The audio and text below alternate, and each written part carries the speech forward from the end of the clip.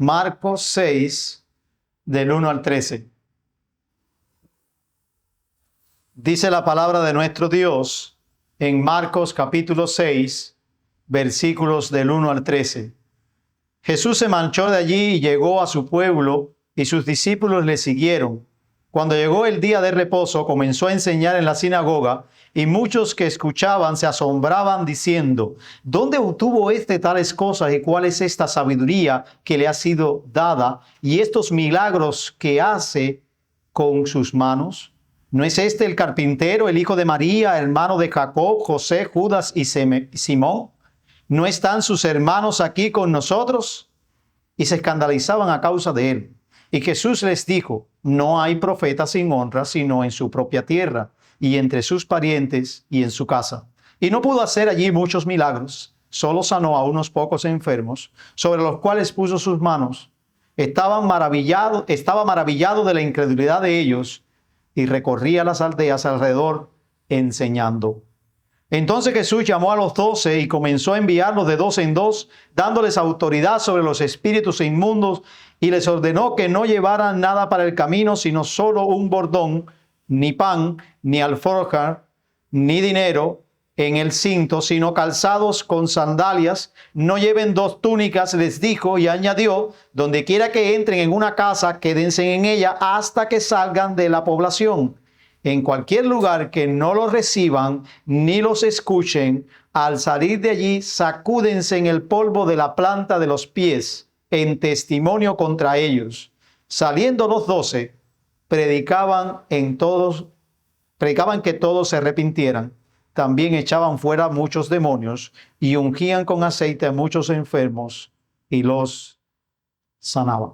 Oramos. Padre, gracias por tu palabra. Pedimos que nos ayudes a entenderla, a vivirla, que tu Espíritu que habita en nuestras vidas nos ayude, Señor, a comprenderla profundamente para ser transformados por ella. En Jesús. Amén. 100 años a partir de hoy, el cristianismo no existirá más. Será barrido de la existencia por la razón. Eso lo dijo el famoso filósofo en el siglo XVIII, Voltaire. Lo irónico es que después de su muerte, la casa de Voltaire en Ginebra fue utilizada como la Sociedad Bíblica de Ginebra para imprimir Biblias. ¿Qué sucedió? Sucedió lo que nosotros vamos a estar afirmando a la luz de este texto. Sucedió aquello que nosotros cobramos aliento en nuestras vidas al leer este pasaje. Y es algo que tiene que ver con la palabra, es algo que tiene que ver con el evangelio, con su poder. Es algo que nos empuja a tener ánimo. Y es de esta manera en la cual yo también quiero animarles en esta mañana, querida iglesia. ¡Ánimo! Nada puede detener el avance del evangelio. ¡Ánimo! Tomemos aliento. Nada puede detener el avance del evangelio de Dios. Y si te preguntas qué es lo que nada puede, o qué es eso de nada que puede detener el avance del evangelio, al menos en ese pasaje vemos 2 cosas que no pudieron interponerse. No pudieron obstaculizar, no pudieron frenar el avance del reino de Dios. La primera fue la incredulidad. La incredulidad no puede detener el avance del evangelio. Cuando Marcos nos narra los versos del 1 al 6, quiere que nuestra mente se enfoque en el enfrentamiento con este tipo de enemigo, la incredulidad, que pudiera parecer que va a detener el avance del evangelio, pero Marcos está muy enfocado en animar a la primera audiencia, a decirle: ánimo, la incredulidad no puede. Déjenme mostrarles cómo lo hace Marcos. Marcos nos relata como de costumbre lo que Jesús ha estado haciendo en la ciudad y entre los suyos. No es la primera vez que vemos a Jesús enseñando. No es la primera vez que vemos a Jesús dedicado completo al propósito por el cual había venido, a anunciar el evangelio del reino mientras estuvo en este mundo. Él estaba enseñando la palabra, pero en esta ocasión la incredulidad toma forma de asombro. Muchos no podían creer en Jesús. Por eso se asombran de lo que está haciendo. No podían verle como quien es en verdad. No podían verle como el Mesías. Todo lo que lograban alcanzar a ver en mis hermanos era solo aquello lo que habían visto desde siempre, lo terrenal en su vida. ¿Este no es el hijo de María? ¿Este no es el hijo de José? ¿No están sus hermanos aquí con nosotros y sus hermanas también? ¿No es el hijo del carpintero? Todo lo que podían ver con respecto a Jesús era su condición o su identidad terrenal. No podían reconocer su identidad como Mesías y mucho menos creer en él. Notemos esas expresiones. ¿Dónde obtuvo tales cosas? ¿Y cuál es esta sabiduría que le ha sido dada? ¿Y estos milagros que hace con sus manos? Note otra pregunta. ¿No es este el carpintero, el hijo de María y hermano de Jacob, José, Judas y Simeón? ¿No están sus hermanas aquí con nosotros? Hermanos, todas esas preguntas no son aquellas que se hacen cuando se quiere buscar la verdad. No son preguntas de, oye, yo quiero saber quién es Jesús. ¿Este no es el que vive aquí en la esquina? Yo quiero saber de él. Quiero saber de dónde viene. Quiero saber que realmente si es el Mesías o no. Todas estas preguntas, querida iglesia, están marcadas por la sospecha e incredulidad. Marcos deja ver esto con un resultado que trajo todas estas preguntas según él y según su interpretación del evento bajo la inspiración de Dios. Note la frase en el verso 3. Se sentían profundamente, dice, se escandalizaban a causa de él. Esa expresión, como lo dice la Nueva Biblia de las Américas, es: se sentían profundamente ofendidos y se negaron a creer en él. El punto es que las obras de Cristo, su persona, sacaban a flote la incredulidad de muchos. Y esa expresión, hallaban tropiezo en él, es sencillamente vista como tropezaban porque le sacaba a flote la incredulidad que había en sus corazones. No podían ver en Jesús como el Mesías, no podían ver en Jesús a Dios, no podían ver la identidad clara de Jesús. Y la incredulidad es lo que se manifiesta a través de esas preguntas. Y eso es algo que Marcos viene entretejiendo desde la primera vez que usó esta palabra. Se escandalizaban. Cuando Marcos cuenta la parábola del sembrador, dice que por causa del obrar de la palabra, por causa de la persecución que viene incorporada por la palabra de Dios cuando es recibida, dice que eso hace que se escandalicen, lo cual implica que tropiecen. Que saca a la luz que su confesión, que sus afirmaciones no son verdaderas, sino totalmente increíbles. Así lo dice, la palabra viene a ser tropezadero para algunos. El problema no es el mensaje del reino, querida iglesia. El problema no es el evangelio. El problema era la incredulidad. Y si usted no está persuadido todavía, y espero que no, mire lo que la respuesta que Jesús da, que Marcos nos deja ver. La respuesta de Jesús deja ver lo difícil que es predicar el evangelio en momentos de incredulidad. Lo que pudiera parecer, como decimos por ahí, pan comido, resulta ser un hueso duro de roer. El asunto se intensifica por lo que nos dice Marcos de la reacción que Jesús tuvo. Dice la palabra, y se asombró por causa de la incredulidad de ellos. Versículo 6. sus parientes y familias se asombraron de Jesús en su incredulidad y Jesús se asombró por la incredulidad de ellos. Pero ligeramente no podemos notar la diferencia. Pero aquí está la diferencia. Primero, no es la misma palabra.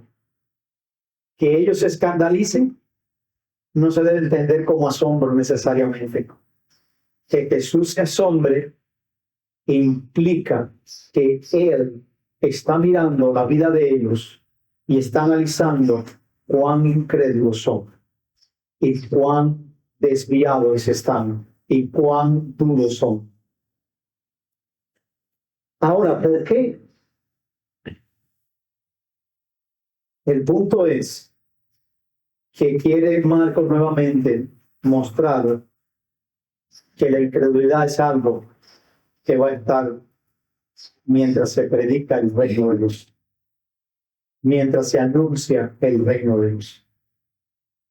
Pero antes que concluyamos con pensamientos pesimistas con respecto a la obra del Evangelio, basta con seguir escuchando a Marcos y note lo sutil que es y que pareciera que lo dice, pero como que no tiene importancia, pero es el núcleo central, el punto de estos primeros versículos. Y no pudo ayer hacer ningún portento, excepto que sanó unos pocos enfermos.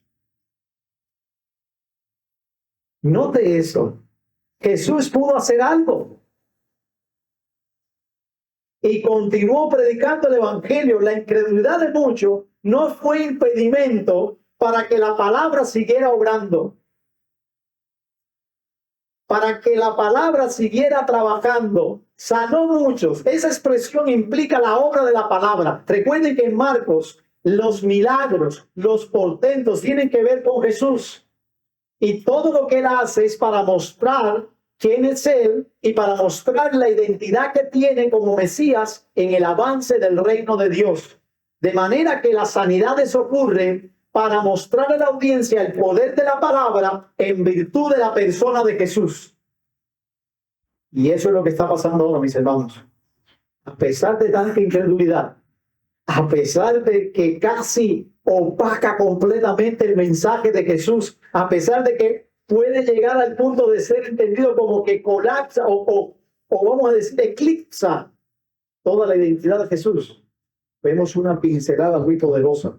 La palabra sigue obrando, sigue transformando.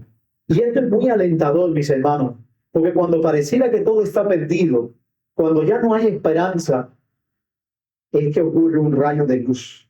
La palabra, el Evangelio, el mensaje de la cruz tiene el poder de salvación, aún en escenarios difíciles de incredulidad.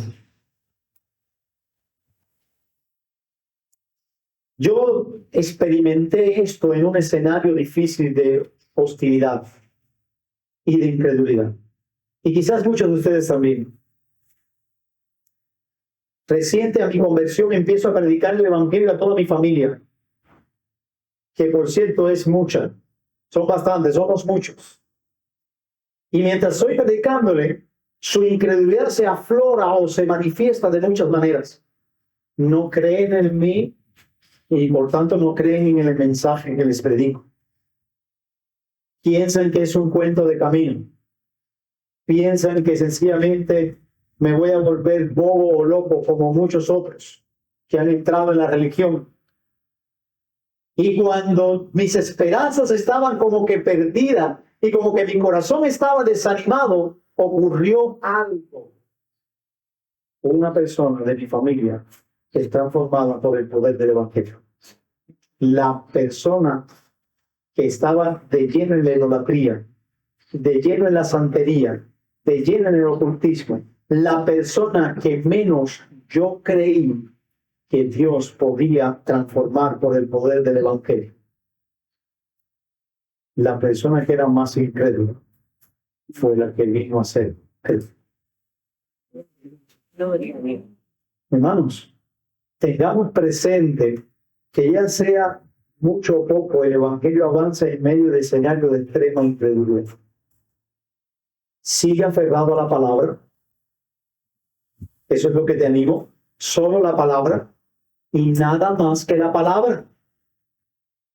No te canses de meditar en el poder de Dios por medio de su evangelio. Cuidémonos de ser incrédulos para no creer que el evangelio obra en escenarios difíciles. No uses como pretexto, mis hermanos, la incredulidad de muchos para no hablarles del Señor. Por ejemplo, yo no sé si usted ha hecho eso, pero a veces decimos, mi familia no va a creer, qué dura es mi familia, qué incrédula es, y es verdad, pero no te escudes en su incredulidad para no seguir hablando de Cristo. Mis amigos me van a rechazar y lo han hecho muchas veces, por lo tanto no les voy a predicar del evangelio. Mis colegas de trabajo les importa poco las cosas de Dios. Yo no soy profeta en mi familia. Usando este pasaje mal interpretado. A pesar de que Jesús dice estas palabras, el evangelio obró en medio de este escenario cruel. Porque lo que está diciendo Jesús es consecuente con la realidad. No es un absoluto, ni sencillamente es una verdad que debe ser cumplida cabalmente. Jesús está diciendo, no hay profeta sin honra, sino en su propia tierra y entre sus conocidos. Porque es verdad, porque muchas veces los que te conocen son los que no creen en ti. Porque es verdad que muchas veces los que están más allegados a ti son los que menos quieren ver, es los que más nublados tienen la cabeza y el pensamiento y los ojos espirituales, pero no significa que no puedan creer. Porque Marcos deja ver que hubo una obra y sanó, lo cual implica que muchos creyeron. Algunos de ellos creyeron, algunos pocos creyeron. Hermanos, gloria a Dios por su poder y el evangelio para obrar en corazones llenos de incredulidad. Tú eras uno y yo también. Nosotros somos la prueba de eso. Familia, amigos y conocidos son la prueba de eso también. Las personas que menos pensamos que iban a responder al evangelio son las que hoy se sientan a nuestro lado. Son las que comparten con nosotros esta gran realidad del reino. Que un corazón sea apático a las cosas de Dios. Que un alma se rehúse a buscar a Dios. Que una mente manifieste incredulidad profunda. No son realidades que anulan el avance del evangelio. La palabra de nuestro Dios, el evangelio de Jesucristo, quebranta todo ello. Y no es controlado ni regulado por la incredulidad. Hermanos, y este ánimo de abrazar y de sencillamente entender de que nada puede detener el avance del evangelio, no es solamente para animarte a ti en escenarios de incredulidad, sino también en escenarios de rechazo. Y eso es lo que vemos a partir del verso 7 al 11. Se va a mostrar ahora un escenario donde tiene cabida y donde es casi muy 100% seguro el rechazo al evangelio. Aún en esos escenarios, amada iglesia, amados hermanos, tenemos que cobrar ánimo. Tenemos que seguir adelante, tenemos que entender que no, el rechazo no puede tampoco detener el avance del evangelio. Los versos 7 hasta el final nos van a mostrar eso claramente. ¿Alguna vez has experimentado rechazo de alguien por anunciar el evangelio? Debió ser una experiencia difícil y dolorosa. Yo recuerdo una, entre muchas, pero una que me fue bien difícil, que literalmente hice lo que hizo este texto, sacudí el polvo de mis pies en la entrada a la casa del hombre y me fui. No le animo de hacer lo mismo, eso es un sentido figurado que está mostrando el Señor. Pero recuerdo haber llegado, haber entrado, haber tocado y haber dicho, vengo, soy un creyente, quiero compartirte de la noticia más importante de este mundo. Y la persona me dijo, váyase de aquí. No lo quiero, y cerró la puerta. ¡Pam! Fue impactante, nunca me habían hecho eso. Literalmente hice eso y salí. Pero fue difícil. Fue difícil. No sé si esa persona conoció al Señor alguna vez, no lo vi más. Espero que lo haya conocido. Y estoy convencido y creo también en el Señor que Dios tiene el poder para transformarlo. Ahora, Marcos nos deja ver esta realidad cuando comisiona a sus discípulos para que vayan a predicar, dándole estas directrices claras. Los envía estratégicamente de 2 en 2 para que vayan y prediquen. Los envía con lo necesario, lo cual implica dependencia absoluta de Dios. O sea, no necesitas tener todos los detalles y todas las cosas y todos los recursos para salir a avanzar el evangelio. A veces a mí me maravilla eso, como a veces la iglesia moderna quiere tener un escenario perfecto.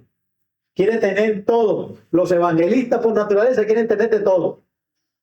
Tratado, que si un video vi para proyectar la película de Jesús, que si un cubo de esto para formar y empezar a predicarle, que si, y no significa que sean malos, no me malentiendan, pero a veces estamos tan confiados en esas cosas que pareciera que no dependemos de Dios y del poder de Él para obrar a través de la palabra. Jesús les da estas directrices y les dice, lleven solo lo necesario. Y le especifica que, pero también los envía para lidiar con lo que creo yo que es el punto climático de esto, con el rechazo. Él les da y les dice cuando entren en una casa y pase esto, y les explica, no me voy a volver a contar lo que el texto dice. Lo que está dándole Jesús es sencillamente algo que va a estar incorporado en la vida de ellos. No dice, si cuando ustedes entraren, como si fuera una posibilidad remota, sino sencillamente les da como un hecho. Eso va a pasar. Van a ser rechazados. Van a ser rechazados. Y eso fue lo que pasó posteriormente en el libro de los Hechos. Muchos apóstoles fueron rechazados. Rechazaron su mensaje y su persona. Experimentaron lo que Jesús les había dicho. Pero saben, la cuestión no termina ahí. La cuestión no termina ahí porque al final ellos obedecen a Cristo a pesar de que ese escenario va a ser una realidad. Los versículos 2 y 13 nos muestran que ellos salen a predicar el evangelio, ellos anuncian el arrepentimiento, ellos hacen sanidades. Hermanos, ellos expulsan demonios. ¿Saben? Ellos obedecen. A pesar de que les advierte Jesús y les dice, va a haber rechazo. Lo van a rechazar. Hermanos, esto es lo que nos muestra Marcos con el propósito de animarnos, como también trató de animar a la primera audiencia. Animarles a predicar. Pero no olvidando que van a rechazarte. Animándoles a seguir a pesar del rechazo. ¿Saben cómo regresan estos hombres? Con gozo. Estos hombres regresan con gozo. Cuando usted sigue el contexto posterior de este texto, nos muestra que cuando estos hombres regresan llenos de gozo. Mis hermanos, regresan dando testimonio. Y saben, esto nos ayuda a nosotros a entender de que nuestra respuesta al evangelio que se nos ha sido dado no es otra cosa que la obediencia. Es la obediencia a su palabra. Es seguir adelante. es compartir el evangelio, no importa qué. Mis hermanos, aceptemos el rechazo del evangelio como parte de la misión. Espera rechazo. No lo veas como algo extraño y no te temas. Entendamos que el evangelio no está condicionado o regulado porque nos rechacen en cuanto a su avance. Él va a seguir avanzando, ya sea que te rechacen o no. No lo tomes personal. A veces lo tomamos muy personal. A veces pensamos que la cuestión se trata de nosotros, pero nunca se ha tratado de nosotros. Nosotros solamente somos mensajeros. Somos instrumentos en sus manos. Somos la vasija esa fea, barata, que tiene un contenido que es muy valioso. Seguimos siendo eso, no importa si se quiebra, si sencillamente la fragancia del evangelio puede llenar las vidas de los demás. No importa, porque lo más importante es el evangelio, no tu persona. Así que, ánimo. Cree en tu corazón esto, vívelo en tu vida. Salgamos a predicar el evangelio confiados en el poder de este. Predícalo en tu familia, con tus amigos, en tu vecindario. Es eso lo que Dios nos ha llamado. Y a cobrar ánimo con eso. Si todavía sientes o percibes que no tienes suficiente prueba para creer en el poder del evangelio, permítame mostrarte que cuando vamos al libro de Génesis, Dios crea en el medio del caos, en el medio de lo que si nos dejaran ver por un momento lo desordenado que estaba todo, no hubiésemos sido incrédulos para creer que se hubiese organizado. Nos hubiésemos sentado y hubiésemos sencillamente no creído que eso pudiera tener organización.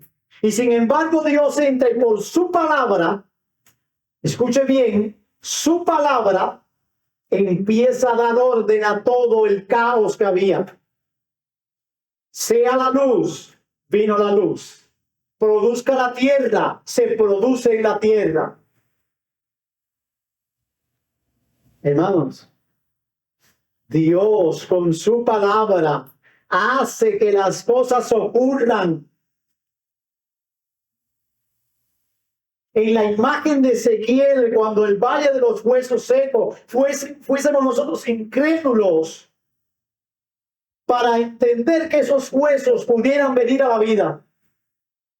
Una paradoja y comparativa con Israel en su estado espiritual.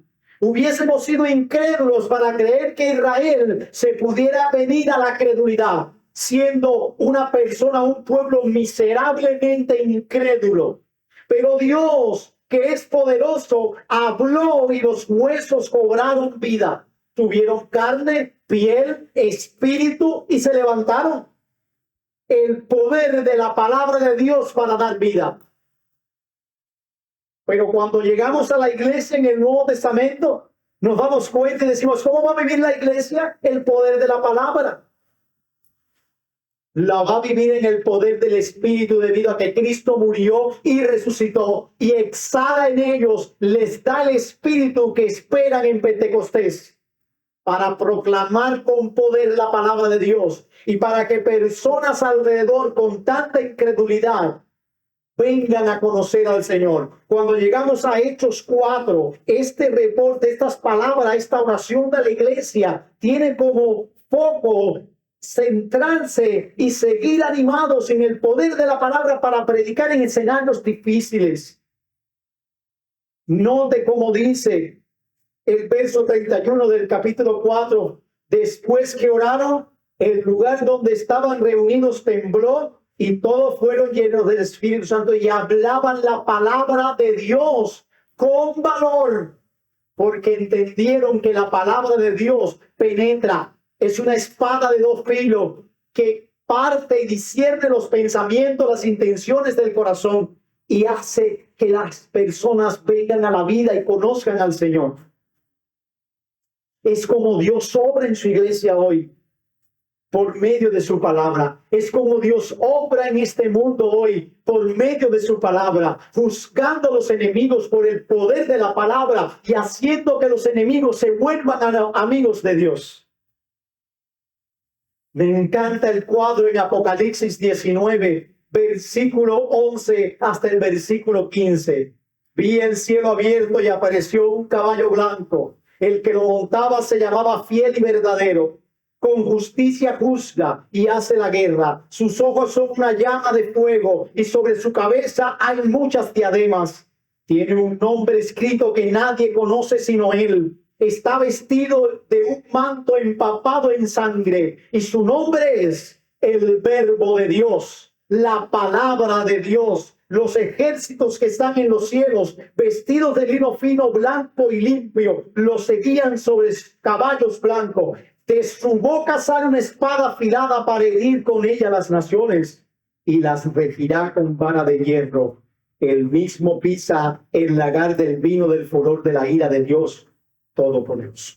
Ese es nuestro Señor Jesucristo, por medio de la palabra del Evangelio, que juzga a los enemigos, pero que hace que por medio de la palabra también muchos puedan llegar a confiar en Él. También muchos puedan llegar a dar gloria a Dios por ese poder de la palabra. Hermanos, concluyo. Si tienes a Cristo, es porque tienes el Evangelio. Este ha venido a ser una realidad inseparable de sus vidas. Todo lo que decimos, todo lo que pensamos, todo lo que hacemos es por causa de Cristo en nuestras vidas. Es porque la palabra está obrando constantemente. Ay de aquel de quien no está en Cristo. Hay aquel que no tiene esta palabra en su vida. Si en esa mañana hay alguien aquí, es mi oración que la palabra penetre y tengo fe que lo va a hacer. Porque confío en el poder de la palabra de Dios. ¿Confías tú?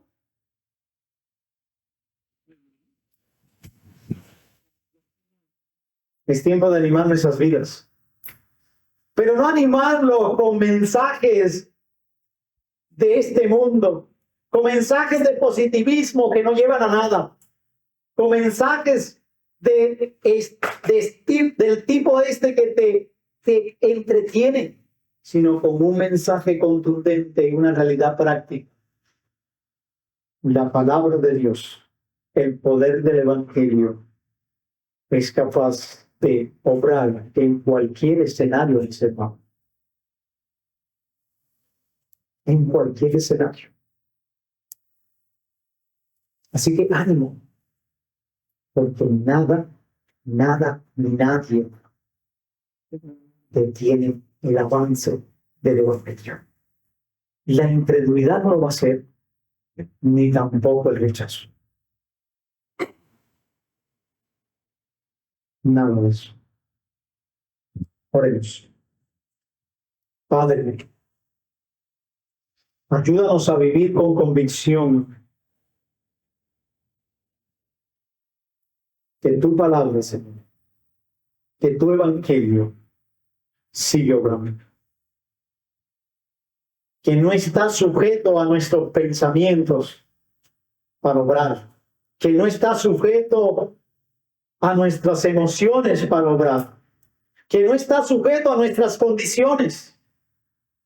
Que ella obra a pesar de nuestros pensamientos, a pesar de nuestras emociones y a pesar de nuestras condiciones.